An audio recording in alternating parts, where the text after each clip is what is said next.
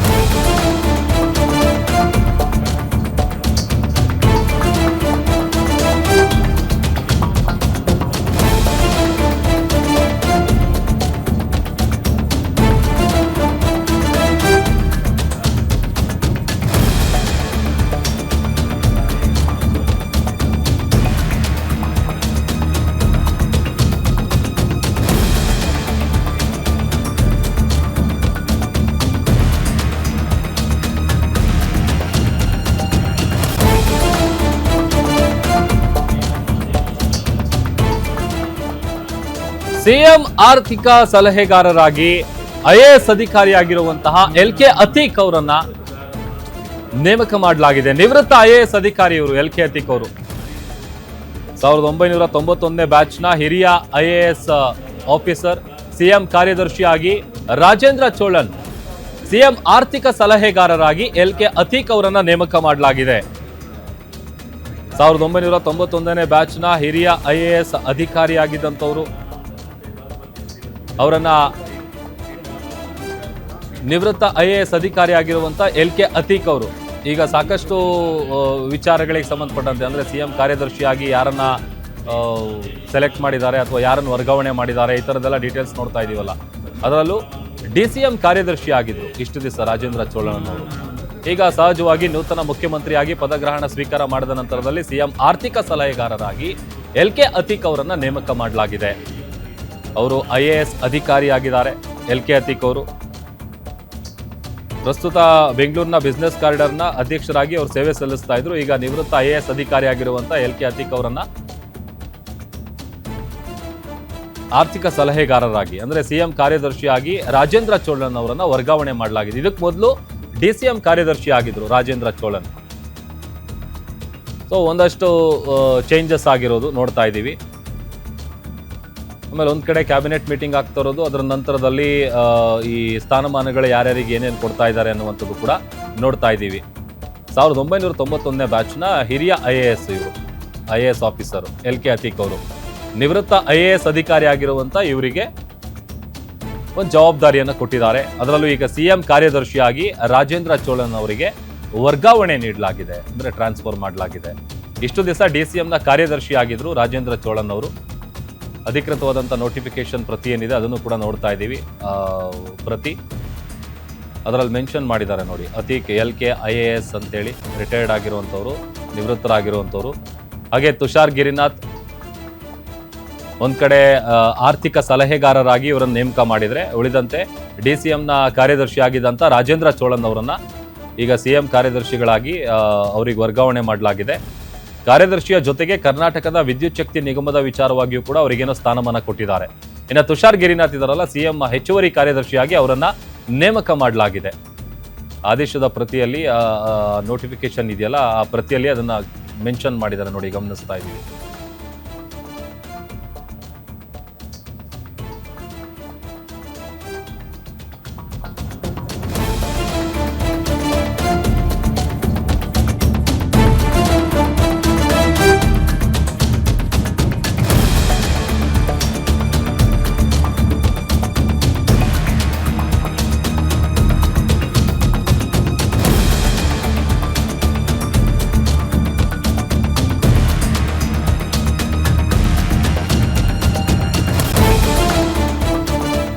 ನೋಡಿ, ನಿವೃತ್ತ IAS ಅಧಿಕಾರಿ ಆಗಿದಾರಲ್ಲ LK ಅತೀಕ್ ಅವರು ಈಗ ಆಲ್ರೆಡಿ ಮುಖ್ಯಮಂತ್ರಿ ಅವರ ಹೆಚ್ಚುವರಿ ಅಥವಾ ಅಪರ ಮುಖ್ಯ ಕಾರ್ಯದರ್ಶಿಯಾಗಿ, ಹಣಕಾಸು ಇಲಾಖೆಯ ಅಪರ ಮುಖ್ಯ ಕಾರ್ಯದರ್ಶಿಯಾಗಿ, ಗ್ರಾಮೀಣಾಭಿವೃದ್ಧಿ ಮತ್ತೆ ಪಂಚಾಯತ್ ರಾಜ್ ಅಂದ್ರೆ RDPR ಈ ಇಲಾಖೆಯ ಮುಖ್ಯ ಕಾರ್ಯದರ್ಶಿಯಾಗಿ ಕಾರ್ಯನಿರ್ವಹಿಸಿರುವಂತಹ ಅನುಭವ ಅವರಿಗಿದೆ. ಅದರ ಜೊತೆಗೆ ಮಂಗಳೂರು ಉಪವಿಭಾಗಾಧಿಕಾರಿಯಾಗಿ ಕೂಡ ಅವರು ಸೇವೆ ಸಲ್ಲಿಸಿದ್ರು.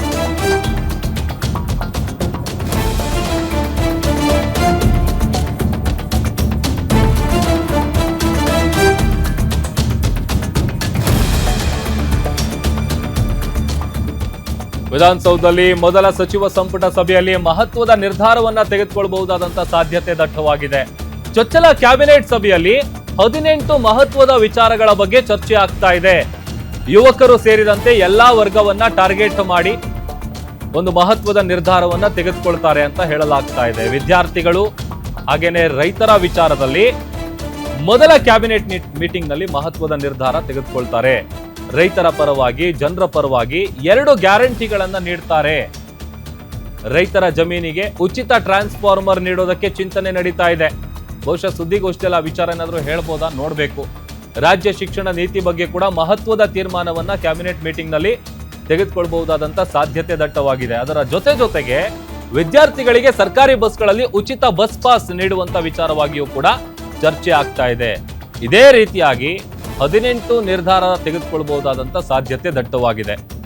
ಸಚಿವ ಸಂಪುಟ ಸಭೆ ಆದ ನಂತರದಲ್ಲಿ ಡಿ.ಕೆ. ಶಿವಕುಮಾರ್ ಅವರು ಸುದ್ದಿಗೋಷ್ಠಿನ ನಡೆಸ್ತಾರೆ, ಸಾಕಷ್ಟು ವಿಚಾರಗಳನ್ನ ಹೇಳ್ತಾರೆ. ಆ ಬಳಿಕ ಕೆಪಿಸಿಸಿ ಕಚೇರಿಯಲ್ಲಿ ಒಂದು ಕಾರ್ಯಕ್ರಮ ಇದೆ, ಅಲ್ಲಿಗೆ ತೆರಳುತ್ತಾರೆ ಡಿ.ಕೆ. ಶಿವಕುಮಾರ್. ಇದು ಅವರ ಶೆಡ್ಯೂಲ್ ನಾವು ನೋಡ್ತಾ ಇರೋದು. ಸದ್ಯ ಈಗ ವಿಧಾನಸೌಧದಲ್ಲಿ ಡಿ.ಕೆ. ಶಿವಕುಮಾರ್ ಕ್ಯಾಬಿನೆಟ್ ಮೀಟಿಂಗ್ ಅನ್ನು ನಡೆಸ್ತಾ ಇದ್ದಾರೆ. ನೂತನ ಸಚಿವರೇನಿದ್ದಾರೆ ಅವರೊಂದಿಗೆ ಡಿ.ಕೆ. ಶಿವಕುಮಾರ್ ಅವರು ಚರ್ಚೆ ಮಾಡ್ತಾ ಇದ್ದಾರೆ. 18 ವಿಚಾರಕ್ಕೆ ಸಂಬಂಧಪಟ್ಟಂತ ನಿರ್ಧಾರವನ್ನ, ಮಹತ್ವದ ನಿರ್ಧಾರವನ್ನ ಕೈಗೊಳ್ಳಬಹುದಾದಂತ ಸಾಧ್ಯತೆ ಇದೆ. ಈ ವಿದ್ಯಾರ್ಥಿಗಳಿಗೆ ಸರ್ಕಾರಿ ಬಸ್ಗಳಲ್ಲಿ ಬಸ್ ಪಾಸ್ ನೀಡುವಂತ ಚಿಂತನೆ ಆಗಿರ್ಬೋದು, ಅಥವಾ ರೈತರ ವಿಚಾರಕ್ಕೆ ಸಂಬಂಧಪಟ್ಟಂತೆ ಉಚಿತ ಟ್ರಾನ್ಸ್ಫಾರ್ಮರ್ ಅನ್ನ ನೀಡುವಂತ ವಿಚಾರಕ್ಕಾಗಿರ್ಬೋದು, ಈ ರೀತಿಯಾಗಿ 10 ಹಲವು ವಿಚಾರವಾಗಿ ಚರ್ಚೆ ಆಗ್ತಾ ಇದೆ. ಇನ್ನೇನು ಕೆಲವೇ ಕ್ಷಣಗಳಲ್ಲಿ ಕ್ಯಾಬಿನೆಟ್ ಮೀಟಿಂಗ್ ಆದ ನಂತರದಲ್ಲಿ ಸುದ್ದಿಗೋಷ್ಠಿ ನಡೆಸ್ತಾರೆ. ಆ ಸುದ್ದಿಗೋಷ್ಠಿಯಲ್ಲಿ ಈ ಎಲ್ಲ ವಿಚಾರಗಳು ಏನೆಲ್ಲ ಚರ್ಚೆ ಆಯಿತು ಮೊದಲ ಕ್ಯಾಬಿನೆಟ್ ನಲ್ಲಿ, ಆ ವಿಚಾರವನ್ನ ಸ್ವತಃ ಸಿಎಂ ಡಿ.ಕೆ. ಶಿವಕುಮಾರ್ ಅವರು ಹೇಳ್ತಾರೆ. ಅಲ್ಲಿಗೆ ಇನ್ನೊಂದೆರಡು ಗ್ಯಾರಂಟಿ ನೀಡಬಹುದಾದಂತ ಸಾಧ್ಯತೆ ಕೂಡ ದಟ್ಟವಾಗಿದೆ. ಅಂದ್ರೆ ಒಂದು, ರೈತರ ಜಮೀನಿಗೆ ಉಚಿತ ಟ್ರಾನ್ಸ್ಫಾರ್ಮರ್ ಅನ್ನ ನೀಡುವಂತ ವಿಚಾರ, ಆಮೇಲೆ ರಾಜ್ಯ ಶಿಕ್ಷಣ ನೀತಿ ಬಗ್ಗೆ ಮಹತ್ವದ ತೀರ್ಮಾನವನ್ನ ತೆಗೆದುಕೊಳ್ಬಹುದಾದಂತ ಸಾಧ್ಯತೆ ಕೂಡ ಇದೆ. ಅದರಲ್ಲಿ ಇದು ಕೂಡ ಒಂದು, ವಿದ್ಯಾರ್ಥಿಗಳಿಗೆ ಸರ್ಕಾರಿ ಬಸ್ಗಳಲ್ಲಿ ಉಚಿತ ಬಸ್ ಪಾಸ್ ಅನ್ನ ನೀಡಬೇಕು ಅನ್ನುವಂತ ವಿಚಾರ. ಈ ಎಲ್ಲ ವಿಚಾರಗಳು ಸೇರಿದಂತೆ ಒಟ್ಟು 18 ನಿರ್ಧಾರವನ್ನ ತೆಗೆದುಕೊಳ್ಳುವಂತಹ ಸಾಧ್ಯತೆ ಇದೆ. ಈಗ ಅದೇ ವಿಚಾರಕ್ಕೆ ಸಂಬಂಧಪಟ್ಟಂತೆ ಚೊಚ್ಚಲ ಕ್ಯಾಬಿನೆಟ್ ಮೀಟಿಂಗ್ ನಲ್ಲಿ ಚರ್ಚೆ ಆಗ್ತಾ ಇದೆ. ಆಮೇಲೆ ಹೇಳಿ ಕೇಳಿ ಎಲ್ಲ ಹಿರಿಯ ಅನುಭವ ಇರುವಂತ ಸಚಿವರೇನೆ ಅವರ ಸಂಪುಟದಲ್ಲಿರೋದು. ಸೊ ಹಾಗಾಗಿ ಇದೆಲ್ಲ ಆದ ನಂತರದಲ್ಲಿ, ಮೊದಲೇ ಕ್ಯಾಬಿನೆಟ್ ಮೀಟಿಂಗ್ ಈಗ ಏನು ನಡೀತಾ ಇದೆಯಲ್ಲ, ಅದು ಮುಗಿದ ಮೇಲೆ ಮೊದಲು ಪ್ರೆಸ್ ಮೀಟ್ ಮಾಡ್ತಾರೆ. ಪ್ರೆಸ್ ಮೀಟ್ ಅಲ್ಲ ಆದ ನಂತರದಲ್ಲಿ ಕೆಪಿಸಿಸಿ ಕಚೇರಿಯಲ್ಲಿ ಒಂದು ಕಾರ್ಯಕ್ರಮ ಇದೆ, ಅಲ್ಲಿಗೆ ತೆರಳುತ್ತಾರೆ ಡಿ.ಕೆ. ಶಿವಕುಮಾರ್. ಒಟ್ಟು ಈಗ 13 ನೂತನ ಸಚಿವರೊಂದಿಗೆ ಇದೇ ವಿಚಾರಕ್ಕೆ ಸಂಬಂಧಪಟ್ಟಂತಹ ಚರ್ಚೆ ಆಗ್ತಾ ಇದೆ. ಮೊದಲ ಸಚಿವ ಸಂಪುಟದಲ್ಲಿ, ಅಲ್ಲಿಗೆ ನಾನು ಈಗಲಿಂದನೇ ಯಾವಾಗ ನಾನು ಈ ಸಿಎಂ ಸ್ಥಾನವನ್ನು ಅಲಂಕಾರ ಮಾಡಿದ್ದೀನಿ ಅಲ್ಲಿಂದ ಹಿಡಿದು ಉತ್ತಮವಾದಂಥ ಆಡಳಿತವನ್ನು ನೀಡೋದಕ್ಕೆ ನಾನು ಸಜ್ಜಾಗಿದ್ದೀನಿ ಎನ್ನುವಂಥ ಒಂದು ದೊಡ್ಡ ಮಟ್ಟದ ಮೆಸೇಜ್ ಅನ್ನ ಪಾಸ್ ಮಾಡೋದು ಡಿ.ಕೆ. ಶಿವಕುಮಾರ್ ಅವರ ಇಂಟೆನ್ಷನ್. ಹಾಗಾಗಿನೇ ತಾವೊಂದು ಅವ್ರ ಮೈಂಡಲ್ಲಿ ಒಂದಿದೆ, ಅದನ್ನ ಎಕ್ಸಿಕ್ಯೂಟ್ ಮಾಡಬೇಕು, ಯಾವ ರೀತಿಯಾಗಿ ಅಭಿವೃದ್ಧಿ ಕಡೆಗೆ ರಾಜ್ಯದ ಜನರನ್ನ ತೆಗೆದುಕೊಂಡು ಹೋಗಬೇಕು, ಯಾವ ರೀತಿಯಾದಂಥ ಆಡಳಿತವನ್ನು ನೀಡಬೇಕು.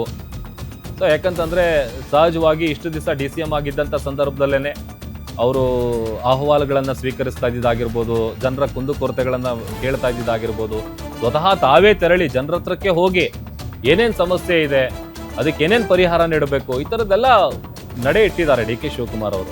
ಹಾಗಾಗಿ ಅವರೀಗ ಮುಖ್ಯಮಂತ್ರಿಗಳಾದ ಮೇಲೆ ಸಹಜವಾಗಿ ನಿರೀಕ್ಷೆಗಳು ಇದ್ದೇ ಇರುತ್ತೆ, ಜವಾಬ್ದಾರಿ ಕೂಡ ಜಾಸ್ತಿ ಆಗಿರುತ್ತೆ. ಸೊ ಹಾಗಾಗಿ ಮೊದಲ ಕ್ಯಾಬಿನೆಟ್ ಮೀಟಿಂಗ್ನಲ್ಲೇ 18 ವಿಚಾರಗಳ ಬಗ್ಗೆ ಚರ್ಚೆ ಆಗ್ತಾ ಇದೆ ನೂತನ ಸಚಿವರೊಂದಿಗೆ ಅನ್ನುವಂಥ ವಿಚಾರ. ಅದರ ಜೊತೆಗೆ ಈಗ ಪ್ರೆಸ್ ಮೀಟ್ನಲ್ಲಿ ಈ ಎಲ್ಲ ವಿಚಾರಗಳನ್ನ ಹೇಳ್ತಾರೆ ಸಿಎಂ ಡಿ.ಕೆ. ಶಿವಕುಮಾರ್ ಅವರು. ಅದಾದ ನಂತರದಲ್ಲಿ ಕೆಪಿಸಿಸಿ ಕಚೇರಿಯಲ್ಲಿರುವಂಥ ಕಾರ್ಯಕ್ರಮಕ್ಕೆ ತೆರಳುತ್ತಾರೆ.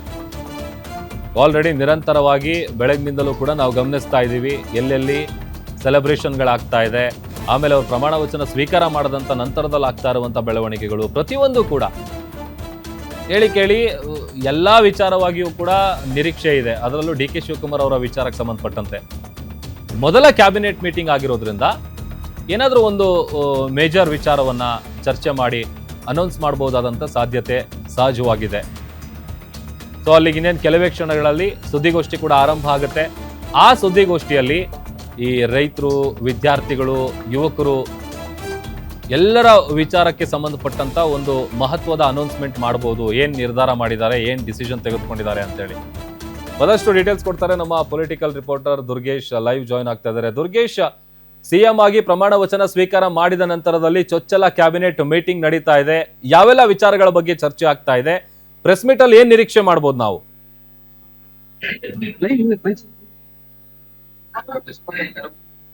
ಪ್ರಭು, ಇನ್ನೊಂದ್ಸಲ ಪ್ರಶ್ನೆ ಕೇಳಬಹುದಾ? ದುರ್ಗೇಶ್, ಈಗ ನೂತನ ಮುಖ್ಯಮಂತ್ರಿಯಾಗಿ ಡಿ.ಕೆ. ಶಿವಕುಮಾರ್ ಅವರು ಪ್ರಮಾಣ ವಚನ ಸ್ವೀಕಾರ ಮಾಡಿದಾಯ್ತು. ವಿಧಾನಸೌಧದಲ್ಲಿ ಕ್ಯಾಬಿನೆಟ್ ಮೀಟಿಂಗ್ ನಡೀತಾ ಇದೆ. 18 ವಿಚಾರಕ್ಕೆ ಸಂಬಂಧಪಟ್ಟಂತೆ ಮಹತ್ವದ ಚರ್ಚೆ ಆಗ್ತಾ ಇದೆ ಅಂತ ಹೇಳಿ ಏನೆಲ್ಲ ನಿರೀಕ್ಷೆ ಮಾಡಬಹುದು ರಾಜ್ಯದ ಜನ ಅಂತ? ಎಸ್ ಪ್ರಭು, ಸಿಎಂ ಆಗಿರುವಂತಹ ಡಿ.ಕೆ. ಶಿವಕುಮಾರ್ ಅವರ ಮೊದಲ ಕ್ಯಾಬಿನೆಟ್ ಇದು. ಇವತ್ತು ಲೋಕಭವನದಲ್ಲಿ ಅಧಿಕಾರವನ್ನು ಸ್ವೀಕಾರ ಮಾಡಿದ ಬಳಿಕ ಒಂದಿಷ್ಟು ವಿಧಾನಸೌಧದಲ್ಲಿ ಇರುವಂತಹ ಪ್ರತಿನಿಧಿಗಳಿಗೆ ಮಾಲಾರ್ಪಣೆ ಮಾಡುವ ಮೂಲಕ ಮತ್ತು ಅವರ ಕೊಠಡಿಯಲ್ಲಿ, ಸಿಎಂ ಕೊಠಡಿಯಲ್ಲಿ ಅಧಿಕಾರ ಸ್ವೀಕಾರ ಮಾಡಿದ ಬಳಿಕ ಪೂಜೆಯನ್ನು ಸಲ್ಲಿಸಿ ಈಗ ಸಚಿವ ಸಂಪುಟ ಸಭೆ ಆರಂಭವಾಗಿದೆ. ಪ್ರಮುಖವಾಗಿ 18 ವಿಷಯಗಳ ಬಗ್ಗೆ ಚರ್ಚೆ ಮಾಡಿದ್ರು ಕೂಡ ಪ್ರಮುಖವಾಗಿ 3 ಅಂಶಗಳ ಬಗ್ಗೆ ಸಚಿವ ಸಂಪುಟದಲ್ಲಿ ಮಹತ್ವವಾದ ತೀರ್ಮಾನವನ್ನ ಕೈಗೊಳ್ತಾರೆ ಎನ್ನಲಾಗ್ತಾ ಇದೆ. ಪ್ರಮುಖವಾಗಿ ರಾಜ್ಯದ ಯುವಕರು, ವಿದ್ಯಾರ್ಥಿಗಳು ಮತ್ತು ರೈತರ ಒಂದು ಕಾಳಜಿ ಇಟ್ಕೊಂಡು ಡಿಸಿಎಂ ಆಗಿದ್ದಂತ ಈಗ ಸಿಎಂ ಆಗಿರುವಂತಹ ಡಿ.ಕೆ. ಶಿವಕುಮಾರ್ ಅವರು ಒಂದು ಮಹತ್ವದ ತೀರ್ಮಾನವನ್ನ ಮಾಡುತ್ತಿದ್ದಾರೆ ಅನ್ನುವಂತ ಮಾಹಿತಿ ಇರುವಂತದ್ದು. ಈ ನಿಟ್ಟಿನಲ್ಲಿ ಈಗ ಹೊಸದಾಗಿ ಆಯ್ಕೆ ಆಗಿರುವಂತಹ, ನೂತನವಾಗಿ ಆಯ್ಕೆಯಿರುವಂತಹ ಸಚಿವರ ಜೊತೆ ಸಭೆಯನ್ನು ನಡೆಸುತ್ತಿರುವಂತದ್ದು ಮೊದಲ ಕ್ಯಾಬಿನೆಟ್ ಆಗಿರೋದ್ರಿಂದ ಬಹಳ ಕುತೂಹಲ ಇರುತ್ತೆ. ಡಿ.ಕೆ. ಶಿವಕುಮಾರ್ ಅವರು ಯಾವ ರೀತಿ ನಿರ್ಧಾರಗಳನ್ನ ಮಾಡ್ತಾರೆ ಮತ್ತು ರಾಜ್ಯದ ಜನರಿಗೆ ಯಾವ ರೀತಿಯ ಗುಡ್ ನ್ಯೂಸ್ ಅನ್ನ ಮೊದಲ ದಿನ ಕೊಡ್ತಾರೆ ಅನ್ನುವಂಥದ್ದು. ಹೀಗಾಗಿ ಬಹಳ ಕುತೂಹಲ ಮೂಡಿಸ್ತಾ ಇರುವಂತದ್ದು. ರಾಜ್ಯದ ರೈತರು ಮತ್ತೆ ಯುವಕರು ಮತ್ತೆ ವಿದ್ಯಾರ್ಥಿಗಳ ವಿಚಾರಕ್ಕೆ ಸಂಬಂಧಪಟ್ಟಂತೆ 3 ನಿರ್ಧಾರಗಳನ್ನ ಪ್ರಕಟಿಸುವಂತ ಸಾಧ್ಯತೆ ಇದೆ. ಈಗಾಗಲೇ ರೈತರಿಗೆ ಇಂಧನ ಸಚಿವರಾಗಿದ್ದಂತಹ ಸಂದರ್ಭದಲ್ಲಿ ಟ್ರಾನ್ಸ್ಫರ್ ಗಳನ್ನ ಉಚಿತವಾಗಿ ಕೊಡುವಂತ ನಿರ್ಧಾರಕ್ಕೆ ಈಗ ಪೆಂಡಿಂಗ್ ಇರುವಂತದ್ದು. ಹೀಗಾಗಿ ಈ ಒಂದು ವಿಚಾರಕ್ಕೆ ಸಂಬಂಧಪಟ್ಟಂತೆ ಮೊದಲ ಗುಡ್ ನ್ಯೂಸ್ ಅನ್ನ ರಾಜ್ಯದ ರೈತರಿಗೆ ಡಿ.ಕೆ. ಶಿವಕುಮಾರ್ ಕೊಡ್ತಾರೆ ಅನ್ನುವಂತ ಮಾಹಿತಿ ಇದೆ. ಅದರ ಜೊತೆಗೆ ರಾಜ್ಯದ ವಿದ್ಯಾರ್ಥಿಗಳಿಗೆ ಸಾಕಷ್ಟು ಕೇಂದ್ರದಿಂದ ಒಂದು NEP ಜಾರಿ ಆಗಿತ್ತು, ಅದನ್ನ ತೆಗೆದುಹಾಕಿ SEP ಯನ್ನ ಜಾರಿ ಮಾಡಬೇಕನ್ನೋ ನಿಟ್ಟಿನಲ್ಲಿ ರಾಜ್ಯ ಸರ್ಕಾರ ಮತ್ತು ಕೇಂದ್ರ ಸರ್ಕಾರದ ನಡುವೆ ಸಂಘರ್ಷ ನಡೀತಾ ಇತ್ತು. ಆ ನಿಟ್ಟಿನಲ್ಲಿ ಕೂಡ ಒಂದು ಮಹತ್ವವಾದ ನಿರ್ಧಾರವನ್ನ ಕೈಗೊಳ್ತಾರೆ ಅನ್ನುವಂತ ಮಾಹಿತಿ ಇದೆ. ಜೊತೆಗೆ ರಾಜ್ಯದ ಯುವಕರಿಗೆ ಉದ್ಯೋಗಾಕಾಂಕ್ಷ ನೀಡುವ ನಿಟ್ಟಿನಲ್ಲಿ ಸಾಕಷ್ಟು ಹುದ್ದೆಗಳು ಖಾಲಿ ಇದಾವೆ, ಅವುಗಳನ್ನ ಈಡೇರಿಸಬೇಕು ಅನ್ನುವಂತ ಒಂದು ಲೆಕ್ಕಾಚಾರ ಇದೆ. ಈ ನಿಟ್ಟಿನಲ್ಲಿ ಮಹತ್ವವಾದ ನಿರ್ಧಾರವನ್ನ ಡಿ.ಕೆ. ಶಿವಕುಮಾರ್ ಕೈಗೊಳ್ತಾರೆ ಅನ್ನುವಂಥದ್ದಿದೆ.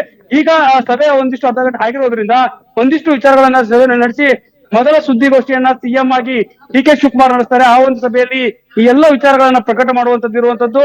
ಜೊತೆಗೆ ಸಚಿವ ಸಂಪುಟದಲ್ಲಿ ಈಗ ಇರುವಂತ ಹಾಲಿ ಮತ್ತು ಮಾಜಿ, ಅಂದ್ರೆ ಈಗ ಹಾಲಿ ಆಗಿರುವಂತಹ ಸಚಿವರನ್ನ ಹಿಂದೆ ಇದ್ದವರೇ ಮುಂದುವರೆದಿರುವುದರಿಂದ ಒಂದಿಷ್ಟು ವಿಚಾರಗಳ ಬಗ್ಗೆ ಚರ್ಚೆ ಮಾಡಲಾಗುತ್ತೆ. ಮತ್ತೆ ಹೊಸದಾಗಿ ಸೇರ್ಪಡೆ ಆಗಿರುವಂತಹ UT ಖಾದರ್ ಮತ್ತು ಯತೀಂದ್ರ ಸಿದ್ದರಾಮಯ್ಯ ಅವರಿಗೆ ಒಂದಿಷ್ಟು ವಿಚಾರಗಳನ್ನ ಹೇಳೋದಿರುತ್ತೆ. ಜೊತೆಗೆ ರಾಜ್ಯದ ಅಭಿವೃದ್ಧಿ ವಿಚಾರಕ್ಕೆ ಸಂಬಂಧಪಟ್ಟಂತೆ ಯಾವ ರೀತಿ ಅಧಿಕಾರವನ್ನ ಮುಂದೆ ನಡೆಸಬೇಕು, ನಾವೆಲ್ಲರೂ ಕೂಡ ಒಗ್ಗಟ್ಟಾಗಿ ಕೆಲಸವನ್ನು ಮಾಡೋಣ, ನಿಮ್ಮೆಲ್ಲರ ಸಹಕಾರ ಇರಲಿ ಅನ್ನುವಂತ ಮಾತನ್ನ ಕೂಡ ಡಿ.ಕೆ. ಶಿವಕುಮಾರ್ ಅವರು ಸಚಿವ ಸಂಪುಟದಲ್ಲಿ ಪ್ರಸ್ತಾಪ ಮಾಡಿದ್ದಾರೆ. ಜೊತೆಗೆ ಅಧಿಕಾರಿಗಳ ಒಂದು ವರ್ಗಾವಣೆ ಆಗಿರ್ಬೋದು, ಮತ್ತೆ ಯಾರನ್ನ ಆರ್ಥಿಕ ಸಲಹೆಗಾರನಾಗಿ ಮಾಡಬೇಕು ಅನ್ನೋದು ಈಗ ಕೂಡ ಚರ್ಚೆ ಆಗ್ತಾ ಇದೆ. ಈಗಾಗಲೇ ಆದೇಶಗಳು ಆಗ್ತಿರುವಂತದ್ದು. LK ಅತಿಕ್ ಅವರನ್ನ ಆರ್ಥಿಕ ಸಲಹೆಗಾರ ಆಯ್ಕೆಯನ್ನು ಕೂಡ ಮಾಡಿರುವಂತದ್ದು.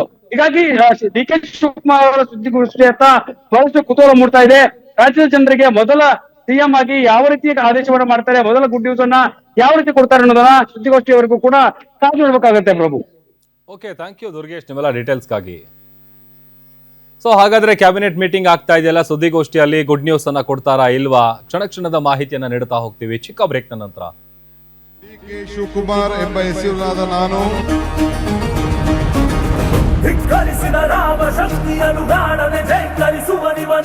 ಕರ್ನಾಟಕ ರಾಜ್ಯದ ಮುಖ್ಯಮಂತ್ರಿಯಾಗಿ ನನ್ನ ಕರ್ತವ್ಯವನ್ನ ಶ್ರದ್ಧಾಪೂರ್ವಕವಾಗಿ ಸಂವಿಧಾನಕ್ಕೆ ಮತ್ತು ಕಾನೂನಿಗೆ ಅನುಸಾರವಾಗಿ ನನ್ನ ಅಜ್ಜ ಗಂಗಾಧರಜ್ಜನ ಹೆಸರಿನಲ್ಲಿ ಪ್ರಮಾಣ ಮಾಡುತ್ತೇನೆ.